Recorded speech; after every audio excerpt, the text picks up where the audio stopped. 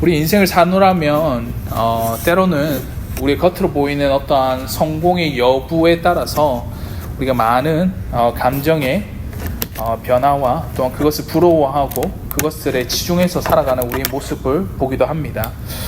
근데 오늘 우리가 이 삶을 살아감에 있어서 정말 결과 중심적이고 결과 우선주의가 가져오는 패단 자체가 어떠한 부분에 있어서 어떤 동기로 어떤 방법으로 이것을 성취하고 이 성공을 이뤘는지에 대한 부분에 대해서 많은 사람들은 그것의 여부와 그것의 잘잘못에 대한 어떤 부분들을 말하기를 꺼려합니다. 그 이유는 성공주의와 또한 결과 우선주의의 그런 마인드셋 자체가 우리 가운데 너무나 침투해 있고 그 가운데에 우리가 영향을 받다 보니까 그 모든 결과가 우선이고 그 과정 중에 있었던 불순한 어떠한 부분들은 어느 정도 용서가 되는 어떠한 상황들을 우리가 맞닥뜨리게 되는 것이죠.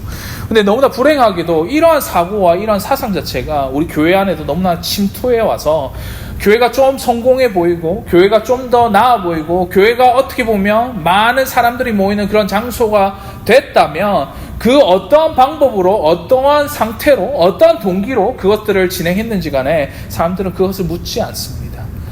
그 성공한 교회를 향해서 좋은 교회라고 말하기도 하고 그런 교회를 향해서 우리는 칭찬하는 그런 풍토와 모습들이 우리 기독교 안에서 우리 교회 안에서도 있다는 것이죠.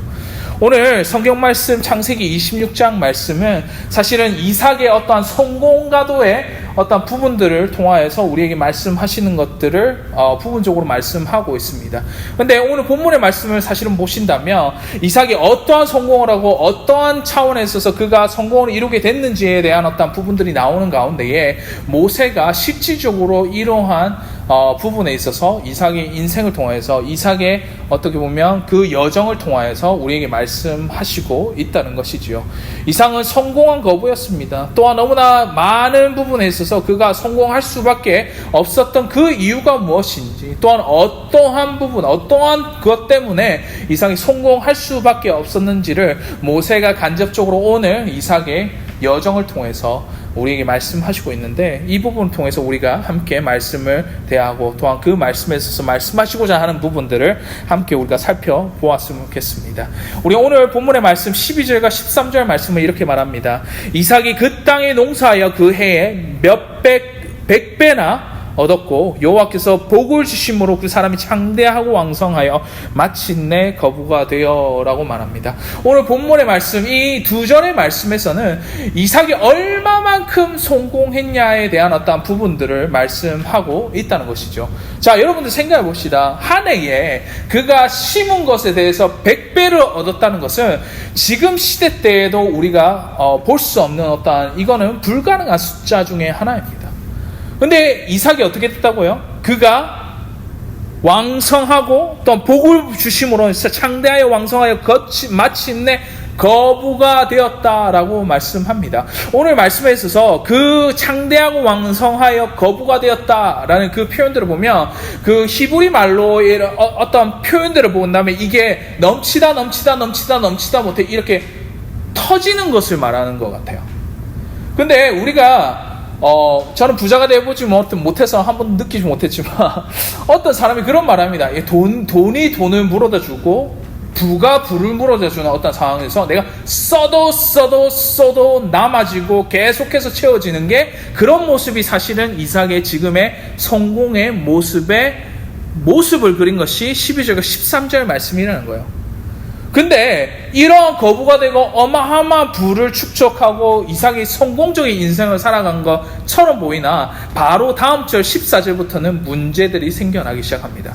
우리 14절부터 17절 말씀을 한번 우리가 보실게요. 14절부터 17절 말씀에 이렇게 말씀합니다. 양과 소가 때를 이루고 종이 심이 많으므로 그때에 블레스 사람이 그를 시기하여 그 아버지 아브라함 때에 그 아버지의 종들이 판 모든 우물을 막고 흙으로 메었더라.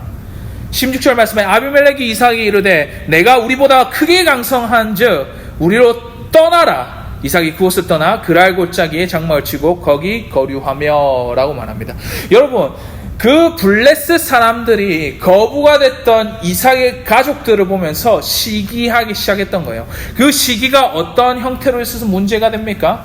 이제껏 자기네들이 기반으로 가지고 있었던 우물들을 다 메꾸는 그런 잔혹한 싸움의 발상지가 바로 이삭의 부의 축적과 그가 거부가 되었을 때에 일어났던 일이라는 것입니다.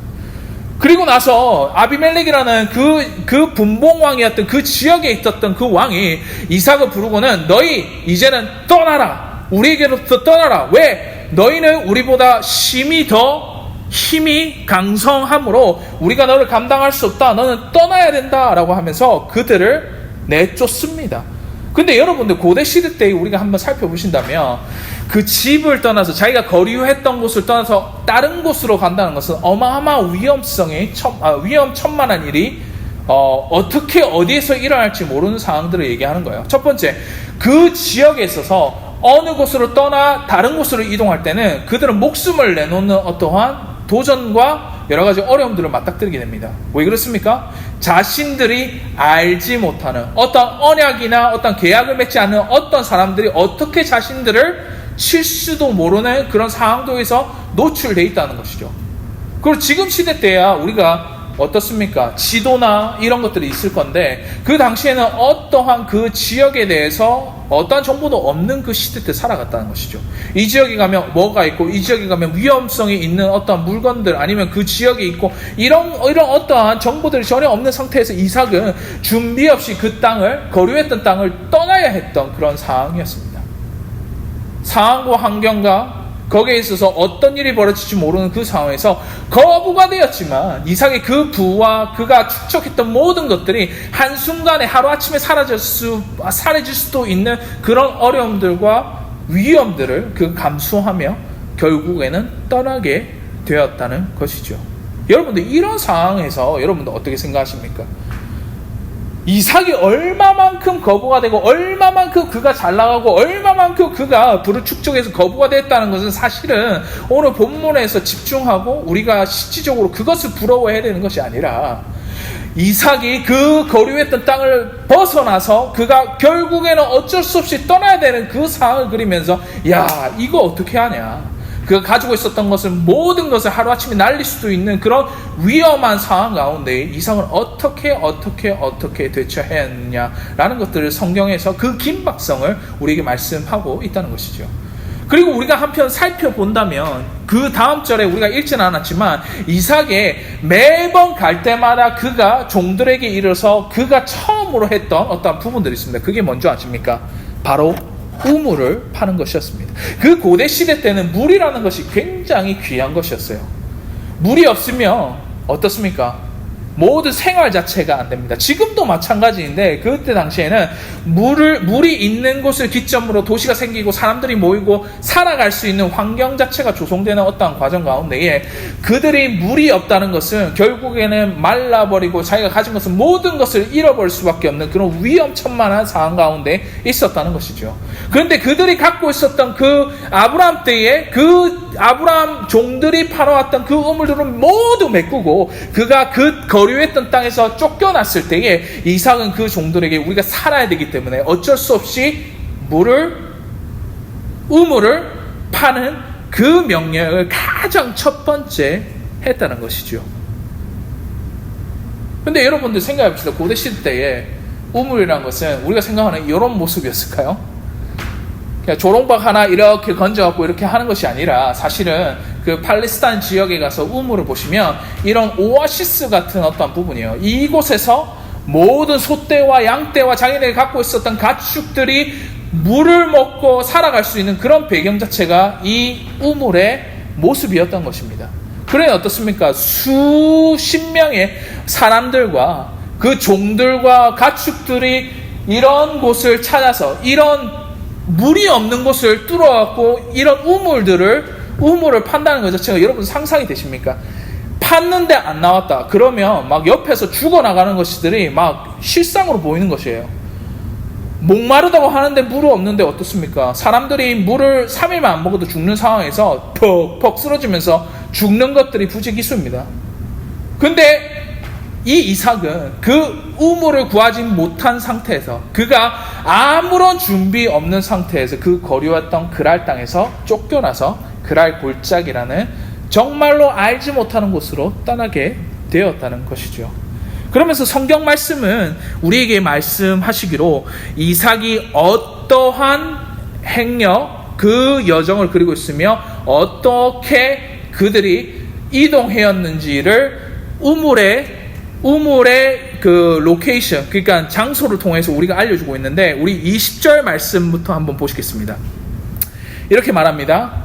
첫 번째 우물을 파는데 이렇게 말씀합니다. 20절 말씀에 그랄 목자들이 이삭의 목자와 다투어 이르되 이 물은 우리의 것이라 하매 이삭이 그 다툼으로 말미암아 그 우물 이름을 에색이라 하였으며 라고 말합니다. 첫 번째 우물을 팠는데 정말 운이 좋게도 우물이 나왔어요. 물이 콱콱콱콱 나왔던 거예요. 그런데 어떻습니까? 20절 말씀에 그랄 목자들이 이삭의 목자와 다투기 시작합니다. 야, 그 우물 너희 거 아니야. 아니 내가 팠는데 무슨 소리야. 아니야, 이 지역 우리가 있던 곳이야. 우리 거야. 우리 물이야 라고 해서 그 이름을 에색이라고 말했다는 것이죠. 그러니까 어떻습니까? 어떻게 어쩔 수 없이 이삭은 또 다른 쫓겨나는 여정을 또 다시 한 번 더 찾아갑니다. 21절 말씀에 또 다른 우물을 팠더니 그들이 다툼으로 이름을 신나라 하였으며 라고 말합니다. 두 번째 우물을 팠는데 물이 나왔습니다. 근데 그곳에서 또 싸움이 일어난 거예요. 신나, 그것은 대적이라는 말인데 얼마나 그 싸움이 치열했으면 대적하다시피 그 우물을 둘러싼 싸움들이 너무나 격해졌기 때문에 이삭은 그 우물을 포기할 수밖에 없고 뺏길 수밖에 없다는 것을 성경 말씀은 말씀하고 있다는 것이에요. 22절 말씀에 마지막으로 자기가 사생결단을 하면서 세 번째 우물을 팠는데 이렇게 말씀합니다. 이삭이 거기에 옮겨 다른 우물을 팠더니 그들이 그때서야 다투지 아니하였으므로 그 이름을 르호봇이라 하여 이르되 이제는 여호와께서 우리를 위하여 넓게 하셨으니 이 땅에서 우리가 번성하리로다 하였더라 라고 말합니다. 여러분들 어떻습니까? 에색, 신나, 그리고 르호봇, 이 세 우물들을 통하여서 하나님께서 우리에게 말씀하시는 부분이 뭡니까? 처음에는 내 우물이다 다툼이 일어났고 그 다툼이 대적할 정도로 너무나 심각한 싸움까지 벌어져서 결국에는 세 번째 우물을 팠는데 그제서야 하나님께서 우리에게 이거 허락해 주셨다, 우리를 지켜주셨다라는 그러한 말씀을 이삭의 입을 통해서 우리에게 말씀하고 있다는 것이죠. 그러면서 23절에 이삭이 거기서부터 부에세바로 올라갔더니 라고 말합니다.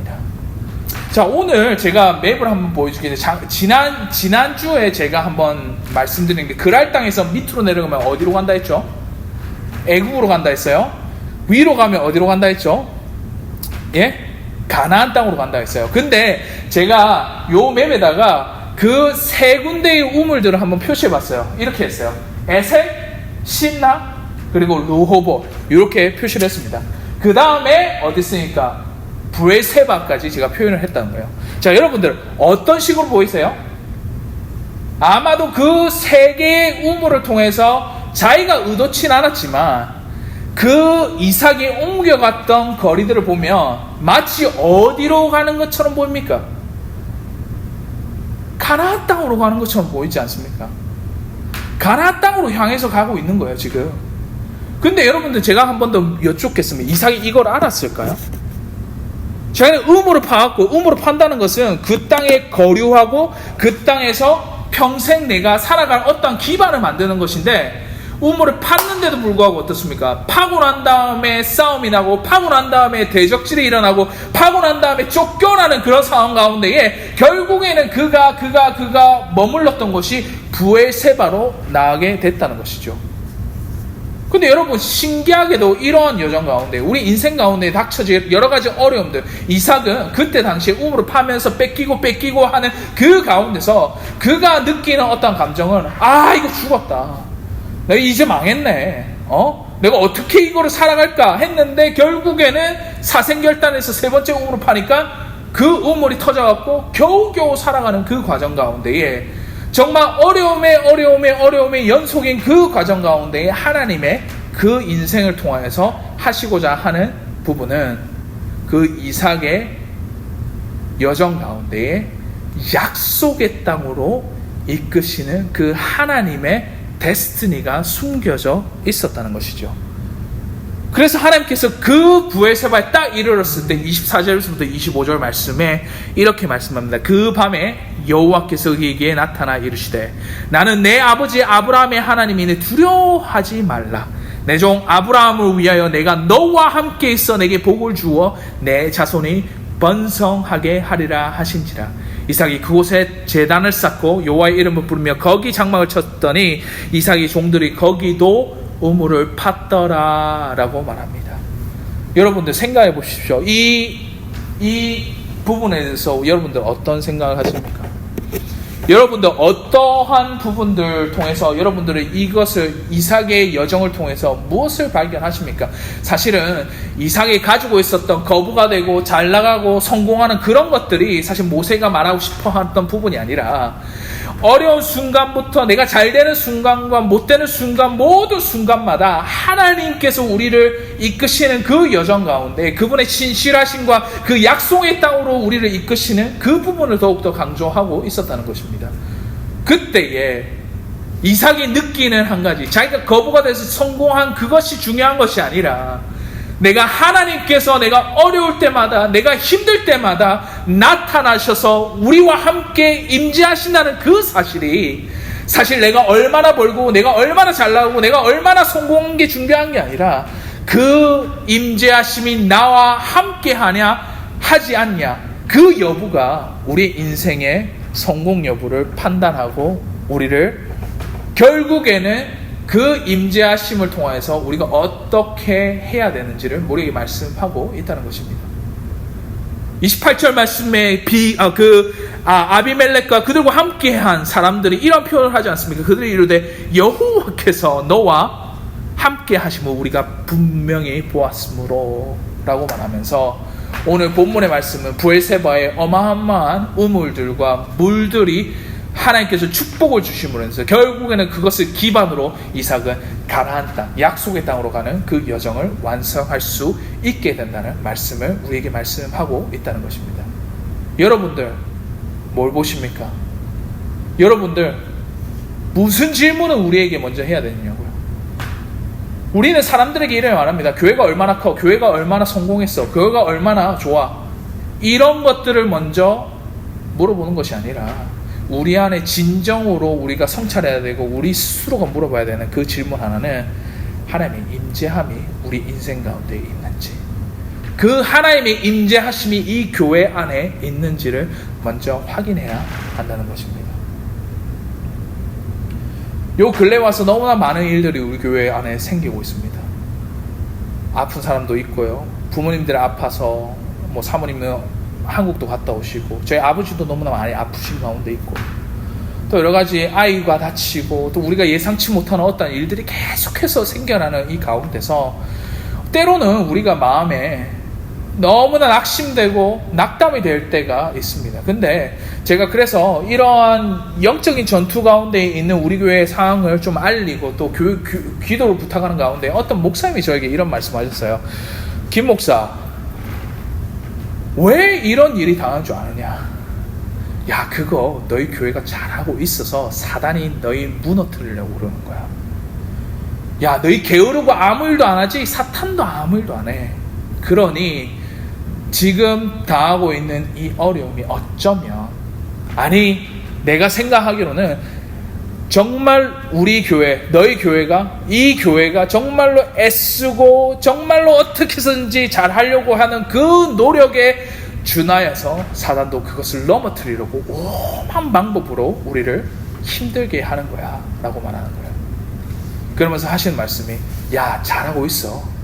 근데 더 중요한 거는 그 하나님의 임재하심이 우리 교회와 함께 한다며 모든 인생에 있어서 성경의 모든 인물을 통해서 우리에게 반증하고 우리에게 말씀하시는 것 같이 우리 교회에게 결국은 하나님의 축복과 하나님의 복이 가득찬 좋은 결과로서 그 성공을 우리 교회 안에 하나님께서 이루어 가신다는 사실을 우리가 잊지 말아야 한다고 그렇게 격려하셨다는 것을 여러분과 함께 나누고 있는 것입니다. 그렇다면 우리의 질문은 어떻게 돼야 됩니까? 얼마나 사람들이 모이냐? 중요하죠. 얼마나 많은 돈이 있냐? 중요하죠. 얼마나 성공했냐? 중요하죠. 근데 우리가 이삭의 인생을 통해서 그것이 중점이 되는 것이 아니라 우리 인생에 진정으로 물어봐야 되는 그 질문 하나가 있다면, 하나님의 임재하심이 우리와 함께 하느냐? 하나님의 임재하심이 우리 교회와 함께 하느냐? 그것이 사실은 어떻게 보면 우리의 성공 여부를 판단하고 우리가 알 수 있는 진리이지 않나 라고 우리는 생각하게 됩니다. 여러분들, 내가 이기고 지고 내가 얼마나 잘 나가고 성공하고 그렇게 중요하지 않습니다. 하지만 하나님의 임재하심이 우리와 함께 한다면, 그 임재하심이 우리와 함께 동행한다면 우리는 어느 처지에 있든지 그것들을 이겨나갈 수 있을 것이고, 하나님의 약속하신 그 축복을, 그 복을 누리며 살아갈 수 있다는 사실을 우리는 잊지 않고 계속해서 전진하고 그 약속의 말씀을 의지해서 나아가시는 저와 여러분 되시기를 간절히 주의 이름으로 소원하는 바입니다. 하나님의 임재하심, 그것이 우리가 사수해야 되는 것이며, 하나님의 임재하심이 우리 안에 있는가라는 것을 항상 깨어서 점검하고 또 그것을 붙잡고 나아가는 저와 여러분이 되시기를, 그리고 우리 교회가 되시기를 주의 이름으로 간절히 소원하는 바입니다. 우리 한번 기도합시다. 하나님 감사합니다. 이삭의 인생 가운데에 우리가 알지는 못하지만 어려운 가운데 우리가 밀려 우리가 쫓겨나기도 하고 때로는 어려움을 당해서 낙담하게 되는 어떤 상황 가운데서도 그가 놓치지 않았던 그것, 하나님의 임재하심이 나와 함께하고 하나님의 도우심과 인도하심이 우리를 항상 인도하신다는 그 사실을 믿고 나아갈 수 있는 우리 모두가 될 수 있도록 주님 함께하여 주시옵소서. 우리 교회가 정말로 다시 한 번 더 갱생하기 원하고 다시 한 번 더 우리가 생각하기 원하는 것은, 주님, 내가 얼마나 많은 성도들이 우리 교회 가운데 계시고 내가 얼마나 유명해지고 얼마나 성공했냐가 아니라 정말 주님의 임재하심이 나와 함께 하는지, 주님의 임재하심이 이 교회와 함께 하는지 우리가 더러 알 수 있게 하여 주시고 그것을 붙잡고 나아가는 저와 모든 교회 성도들이 될 수 있도록 주님 함께 하여 주시옵소서. 주님, 언제나 우리가 고픕니다. 또한 아버지 주님, 언제나 주님의 도우심이 절실한 가운데 있습니다. 우리가 낙담되고 낙심될 때마다 주님 인도하여 주시고 우리를 위로해 주시고, 주님께서 말씀하신 약속의 말씀대로 우리를 복내려 주시사 결국에는 주님의 임재하신 끝에 우리 교회가 성장하고 성숙해져 가고 정말 주 안에서 우리가 복된 자로서 설 수 있도록 주님 함께 하여 주시고 우리를 위로하여 주시옵소서. 축도하겠습니다. 지금은 우리 주 예수 그리스도의 은혜와 하나님의 사랑과 성령님의 교통하심이, 주님의 임재하심을 간절히 바라고 그 임재하심을 따라 순종하며 그 길을 걸어가는 이 자리에 머리 숙인 주의 백성들, 주의 교회 위에 지금으로부터 영원토록 항상 함께 있을지어다. 아멘.